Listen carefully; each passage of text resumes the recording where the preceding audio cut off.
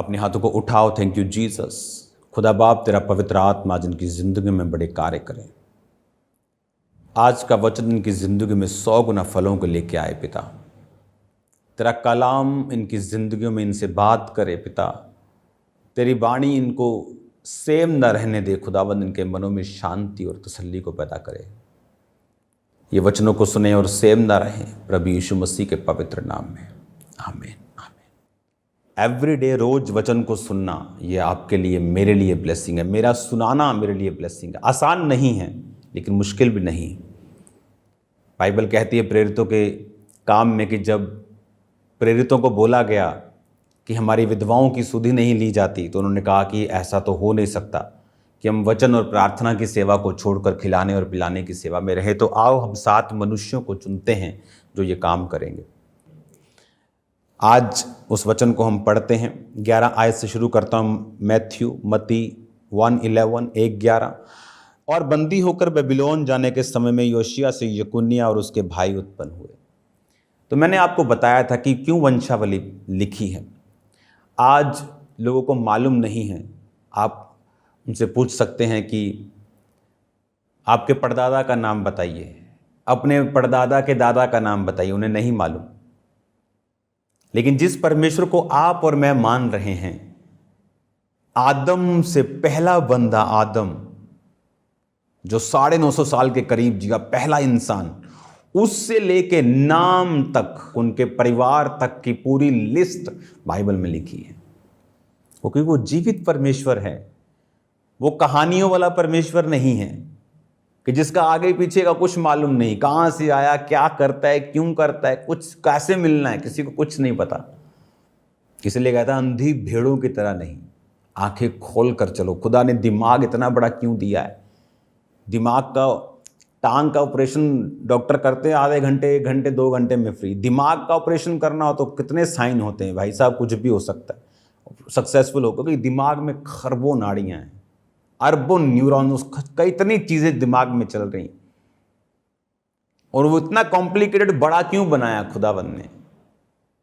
सब आसमान के रॉकेट, चंद्रयान से लेके हर एक साइंस का बड़ा प्रोजेक्ट इसी दिमाग की उपज है। इतना बड़ा क्यों? ताकि आप लोग चेक कर सकें, परख सकें, जीवित परमेश्वर की पहचान कर सकें। हर बस दिल्ली नहीं जाती, हर बस लुधियाना नहीं जाती, हर ट्रेन जलंधर नहीं आती। स्वर्ग जाने का रास्ता प्रभु यीशु मसीह बाइबल में लिखा है। एक एक वंशावली है। जीसस क्राइस्ट, बाइबल कहती है, जब मैं इसकी 17 आयत को पढ़ता हूं, इस प्रकार अब्राहम से दाऊद तक 14 पीढ़ी, दाऊद से बेबीलोन को बंदी होकर पहुंचाए जाने तक 14 पीढ़ी, बंदी होकर बेबीलोन को पहुंचाए जाने के समय से मसीह तक 14 पीढ़ी। वो एक एक कंट्रोल परमेश्वर कर रहा है। देखो 14 14 14। ये कोई इत्तेफाक? आपको क्या लगता है? इत्तेफाक नहीं है। एक राइट टाइमिंग थी जीसस क्राइस्ट के आने की। एक राइट टाइमिंग थी कि 14 पीढ़ी तक दाऊद था, अब्राहम से लेके। फिर जब बंदी बना लिए गए, दाऊद से लेके बंदी बनाने के टाइम तक 14 पीढ़ी, बंदी बनाए जाने के बाद से जीसस तक 14 पीढ़ी। और आप बोलते हो, लोग बोलते हैं जीसस क्राइस्ट क्या सच्चा खुदा है? वो जीवित खुदा है।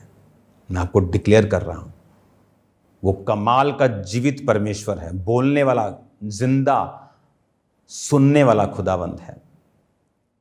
अब बंदी क्यों बनाए गए? अगर आप पढ़ेंगे बाइबल में तो जो 10 आयत थी, हिजकिय्याह से मनश्शा उत्पन्न हुआ। यहां प्रॉब्लम हुई। क्या प्रॉब्लम हुई? जो हिजकिय्याह था, परमेश्वर ने उसे एक मैसेज दिया, हिजकिय्याह तेरी उम्र खत्म हो गई। उसको एक रोग हो गया था, वो कैंसर का रोग था। जब उसकी उम्र खत्म हो गई तो हिजकिय्याह को, क्योंकि और कोई भी आपको जब फोड़ा होता है या बड़ा कोई जख्म होता है तो मोस्टली हील हो जाता है, लेकिन जो कैंसर की चीज़ें होती हैं वो ठीक नहीं होती। तो उसके एक ऐसा जख्म था जो हीलिंग नहीं हो रहा था, लेकिन उसकी मौत के करीब उसको लेके जा रहा था। खुदा ने कहा तेरी मौत आने वाली है, तो अपने घराने को जो आज्ञा देनी है दे, जो बांटना है बांट, जिसमें जो करना है कर, तू आने वाला है मेरे पास। तो बाइबल कहती है उसने दीवार की ओर मुंह किया और प्रभु को बोला कि परमेश्वर मैं आज्ञाओं को मानता आया हूं, मैं तेरे साथ वफादारी करता आया हूं, मैं अपने पूरे तन मन से तेरे साथ चलता आया हूं, मैं मरना नहीं चाहता। तो बाइबल कहती परमेश्वर ने अपने नबी को बोला कि जा और उसको बोल मैं तेरी उम्र को 15 साल बढ़ाता हूं और अंजीर की टिकिया उसके जख्म पर बांध देना, वो ठीक हो जाएगा। और वो ठीक हो गया। उसको प्रभु ने निशानी भी दी कि घड़ी का इधर जाती जाती घड़ी होती थी, वो इधर चली जाएगी। तो उसको अलग आप बाइबल पढ़ेंगे तो आपको समझ आएगा। यो इशाया 38 में, या आप पढ़ लेना कहाँ पे हिजकिय्याह की स्टोरी है, 2 जगह बाइबल में उसकी स्टोरी है, इतिहास में भी शायद है, तो आप उसको पढ़ लेना। तो जब उसका टाइम आएगा तो मैं आपको पढ़ा दूंगा। तो जब अब आगे सुनने वाली बात है, क्यों बंदी बनाए गए? तो बंदी इसलिए बनाए गए कि जब परमेश्वर आपको ग्रेस देता है, मेक श्योर आप उस ग्रेस को अब्यूज ना होने दें। अब्यूज कैसे हुआ कि जब हिजकिय्याह को 15 साल उम्र मिल गई, तो जब पड़ोसी देश के राजाओं को मालूम हुआ कि भाई साहब वो तो डेथ बेड से मरता मरता भाई साहब ये तो पूरा चंगा हो गया बंदा, तो उन्होंने, अब ऊपर से खुश हैं लेकिन अंदर से तो फिर जले पड़े हैं वो, और वो आए इसके पास। और बाइबल कहती हिजकिय्याह ने अपने सारे हथियार कहाँ रखता है, क्या सिस्टम है, अपने दुश्मनों को दिखा दिया। परमेश्वर नाराज हुआ और उसको श्रापित किया। पर हिजकिय्याह इतना मंदबुद्धि था कि उसने उस श्राप को रिवर्स करने की कोशिश नहीं की, क्योंकि प्रभु ने कहा था तेरे वंश के टाइम में ऐसा होगा। उसने कहा ठीक है। और अगर आप बिब्लिकल हिस्ट्री का सबसे वर्स्ट मोमेंट, सबसे खराब, सबसे दुखदायी घटना इस समय तक, बंदी होने तक, इस समय तक अगर सबसे कोई वर्स्ट घटना घटी है बुरी, तो वो बंदी होना थी। पूरी इज़राइल कौम को बंदी बना लिया गया। सबसे वर्स्ट, आदम के गुनाह के बाद, नूह के सारी फ्लडिंग के बाद, ये वन ऑफ द टॉप सबसे बुरी घटना इज़राइलियों के साथ घटी है। रीजन, क्योंकि जो उसका बेटा था 10 आयत में, हिजकिय्याह से मनश्शे पैदा हुआ। ये जो मनश्शे था ये जड़ था, क्योंकि मनश्शे एक ऐसा राजा हुआ है इज़राइल का जिसने सबसे टॉप और सबसे भयंकर और सबसे खतरनाक पाप इज़राइल से करवाए थे। वो बाल पूजा हो, वो व्यभिचार हो, वो जादू टोना हो, परमेश्वर के खिलाफ चलना हो, सबसे भयंकर जो पाप करवाए थे वो मनश्शे ने करवाए थे। आज प्रभु जब आपको फजल देता है, आप मरने वाले थे, आप डूबने वाले थे, जीसस क्राइस्ट के बारे में मालूम हुआ, आप उसमें आए, आपके नशे छूट गए, आपकी बीमारियां चली गई, खुदावंद ने आपको ब्लेस किया, खुदावंद ने आपको बरकत दी। लेकिन अब जब लंबा समय मिल गया है, ग्रेस पीरियड मिल गया है, खुदा ने दया कर दी है, तो मेक श्योर आप ऐसा कोई काम ना करें कि आप वर्स्ट हिस्ट्री में आपका नाम लिखा जाए। कुछ लोग प्रभु में मर रहे होते थे, प्रभु में आते थे, नशा छोड़ दिया, सेवकाई में आ गए, सेवकाई में आकर गिर गए, सेवकाई में आकर व्यभिचार किया, चर्च में चोरी की, कमीशनबाजियां की। अब उस ग्रेस को जो आप पर थी आपने अब्यूज कर दिया। उसका असर क्या हुआ? मनश्शे जो इसका बेटा पैदा हुआ, उसने भाई साहब, उसने जबरदस्त रीति के साथ खतरनाक काम कर दिया। उसने इतना गंदा इज़राइल में माहौल बना दिया कि परमेश्वर ने उन सभी को बेबीलोन के अधिकार में करके, वो भवन जो दाऊद ने अपने पर्सनल सोना देके बनाया, सब खत्म कर दिया। उन्होंने पूरी महिमा को मिट्टी में मिला दिया। और मनश्शे रॉन्ग होने के बावजूद भी, अगर आप देखेंगे इतिहास की पुस्तक में पढ़ें, बड़ा लंबा उसने राज किया। और लोगों को लगता कि ये तो खुदा के खिलाफ चल रहा है, इतना लंबा राज, खुदा होता तो लंबा राज क्यों कर रहा है? लेकिन बड़ी डेंजरस चीज़ है ये, मैं आपको बता रहा हूँ। जब किसी के गलत चलने पर उसको रिजल्ट नहीं मिलता उसके गलत का, तो ये सोच लो कि परमेश्वर बहुत कुछ खतरनाक प्लान कर रहा है। आप आज कुछ गलत करें, कल कुछ आपको जवाब मिल जाए, थैंक्स करो खुदावंद का कि आप फ्री हो गए हो, जल्दी सजा मिल गई, आप खत्म, फ्री हो गए। लेकिन अगर वो जवाब नहीं दे रहा है तो फियर हिम, क्योंकि वो जवाब बहुत लॉन्ग टाइम तक इफेक्ट होने वाला आपको देने की कोशिश कर रहा है। अब वो बंदी बना लिए गए। इमेजिन करो, राजा बंदी बना लिया गया, प्रजा, अमीर लोग, बिजनेसमैन, बुजुर्ग, बच्चे, घर, एवरीथिंग, भवन जला दिया, सब मिट्टी कर दिया। क्यों? क्योंकि हिजकिय्याह नाम एक प्रभु के बंदे ने ग्रेस को अब्यूज कर दिया। मनश्शे नाम के उसके बेटे ने इज़राइल में पूरा गंद मचा दिया। इतना मूर्ति पूजा, इतना गलत काम उन्होंने किए, व्यभिचार से लेके, कि परमेश्वर ने उसको ऐसा जवाब दिया जिसको रिवर्स करने में पीढ़ियां लग गई उनके। उसी के बीच में तो नेहमिया उठा। जब नेहमिया के पास भाई यार बोला कि यरूशलेम की हालत बहुत खराब है, वो कौन सा टाइम था? वही टाइम की बात कर रहा हूं जब बंदी होने के बाद। हालेलुया। अपनी लाइफ पर की गई खुदा की ग्रेस को अब्यूज मत करें। खुदा ने जो अनुग्रह आपको दिया है उसे तुच्छ मत समझें। जो ग्रेस जितनी दी है, आज आपके पास थोड़ी ग्रेस है, थैंकफुल रहें, कल बढ़ जाएगी।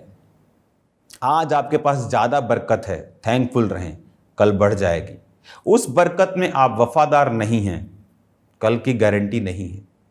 बाइबल कहती जो थोड़े में धर्मी नहीं रहा वो ज़्यादा में भी धर्मी नहीं रहेगा। बाइबल कहती जो थोड़े में वफादार नहीं रहा वो ज़्यादा में भी वफादार नहीं रहेगा। आपको ये बात का ध्यान रखना है, आपको धर्मी रहना है, थोड़े में वफादार रहना है, ताकि परमेश्वर आपको बरकत दे। वो आपको देखकर निराश ना हो, वो आपको देखकर बरकत दे। वो जब आपकी ओर देखे तो उसे ये मालूम हो कि आप वफादार हैं और वो आपको और बढ़ाए। हालेलुया। अब जब हमने वंशावली को 1 से लेके 17 आयत तक पढ़ लिया, हमें यह मालूम हुआ वंशावली में कौन लोग जुड़े, जो लोग परमेश्वर के साथ वफादार थे। दाऊद के बाद सुलेमान का नाम आया। दूसरों का नाम क्यों नहीं आया? क्योंकि सुलेमान एक आत्मिक व्यक्ति था जिसने दाऊद अपने बाप को पूरी तरह से फॉलो किया, बाकियों ने फॉलो नहीं किया। किसी को लगता था दाऊद का जो बड़ा बेटा था वो राजे का दोता था, यानी उसकी जो माँ थी वो एक राजकुमारी थी। तो उसे लगता था कि मेरा नाना राजा है, मेरी माँ राजकुमारी है, बाप दाऊद मेरा राजा है, मुझसे बेटर तो कोई हो ही नहीं सकता इस राज को चलाने के लिए, मैं तो अगला राजा हूं ही। आप मिनिस्ट्रीज में जाके देखो कौन लोग कामयाब हैं। जो लोग अपने आप को समझते हैं कि मैं तो कोर्स करके आया हूं, मेरे पास प्रोफेशनल डिग्री है, मैं तो ये, और वो फेल हो जाते हैं मिनिस्ट्री में। और कौन कामयाब नजर आते हैं आपको? जो स्पिरिट को फॉलो करते हैं, जो अपने मेंटर की बातों को फॉलो करते हैं, जिनको मालूम है कि मुझे काम करना है, असाइनमेंट है। क्योंकि आपके मेंटर को जो मालूम है वो आपकी प्रोफेशनल डिग्री फेल है उसके सामने। आप जाओ मेरी टीम से बात करो, जो लोग कंस्ट्रक्शन कर रहे हैं, जो लोग काम कर रहे हैं, उनसे बात करो। डिग्रियां होने के बावजूद भी जो फाइनल इंस्ट्रक्शंस परमेश्वर हमें दिखाता है वो मानते हैं, और उन्हें मालूम है कि जो आप बोल रहे हो वाकई बाद में वही चीज काम करती है। हालेलुया। यही चीजें हैं कि जब आप आत्मिक हो जाते हैं, परमेश्वर आपको अपनी बुद्धि देता है, आप में क्राइस्ट की बुद्धि काम करती है।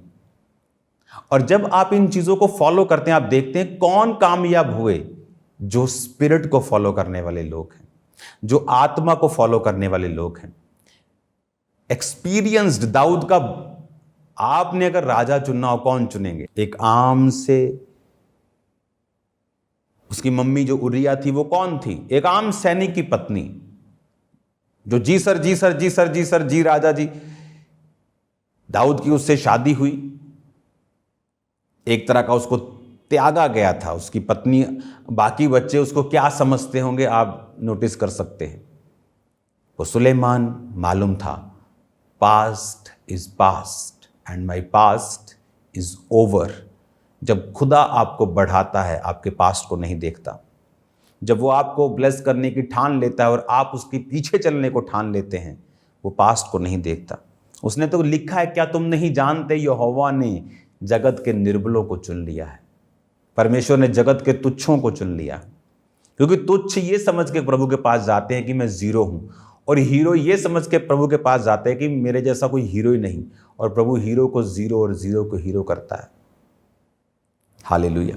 सुलेमान कामयाब क्यों हुआ और वो इस वंशावली में क्यों आया? क्योंकि एक्सपीरियंस मैटर नहीं करता, स्किल्स मैटर नहीं करती। पहले आपकी स्पिरिट, आपकी आत्मिकता, स्पिरिचुअलिटी और आपकी जो फॉलो करने की ताकत है वो फॉलो करती है। हालेलुया।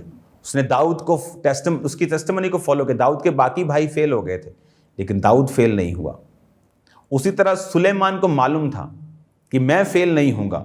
बाकी भाई उसके फेल हो गए, लेकिन परमेश्वर की मर्जी सुलेमान पे आई, अगला राजा भी वो बना, और वंशावली में भी सुलेमान का नाम है। क्या आपका नाम जीसस क्राइस्ट की वंशावली में है? क्या जीसस क्राइस्ट आपको एक बेटे और बेटी के रूप में देखते हैं? क्या जब वो आपको देखते हैं, जीसस क्राइस्ट के मन में आपके लिए क्या आता है? क्या आप एक उजाड़ू बेटे की तरह उससे भाग चुके हैं, पाप में अपनी मर्जी कर रहे हैं, उड़ा रहे हैं सब कुछ और अकाल में घूम रहे हैं राइट नाउ?